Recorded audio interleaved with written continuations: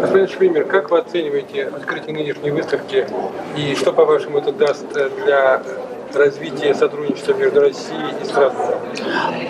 Mr. Secretary General Schumer, how do you estimate the opening ceremony of this exhibition?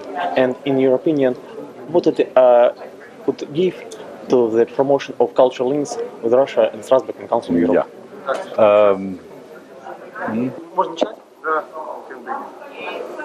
So I welcome the exhibition of Mrs. Lena Sedich in the Council of Europe. Я приветствую открытие выставки художницы Елены Седых в Совете Европы. It's an impressive show of the work of this artist. Это очень впечатляющая картина ее работ.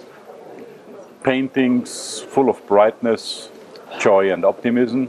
Ее картины пронизаны радостью, насыщены оптимизмом. Things we need in all of Europe. Это вещи, которые все мы нуждаемся в Европе. And I think it's a good sign of the good relations between Russia and the Council of Europe. И я думаю, что это очень хороший знак хороших отношений между Россией и Советом Европы.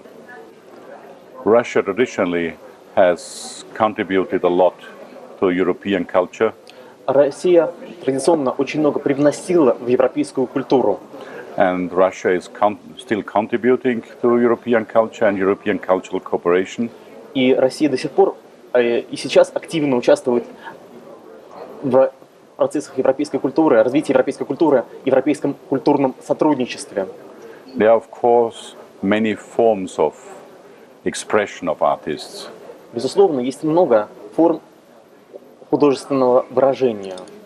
But I think paintings, like music, is a very good manner to establish links between people. Но я думаю, что живопись, так скажем, и музыка являются очень хорошим средством укрепления связи между людьми. Because these are languages understood by everyone.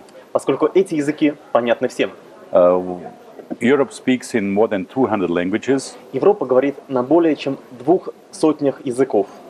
And it's of course also very important to preserve these languages as a part of our culture, part of our traditions. Безусловно, очень важно сохранить эти языки как часть нашей культуры, часть нашей традиции.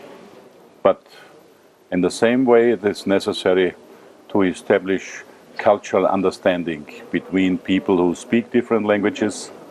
Но, безусловно, очень важно сохранять культурное понимание между людьми, которые говорят на разных языках. And therefore, I thank the painter very much И for поэтому the я очень... very positive message she brought from Russia to the Council of Europe, to Strasbourg, to the Palais de l'Europe. И поэтому я горячо благодарю художницу за это позитивное, оптимистичное послание, которое она принесла в Совет Европы из России.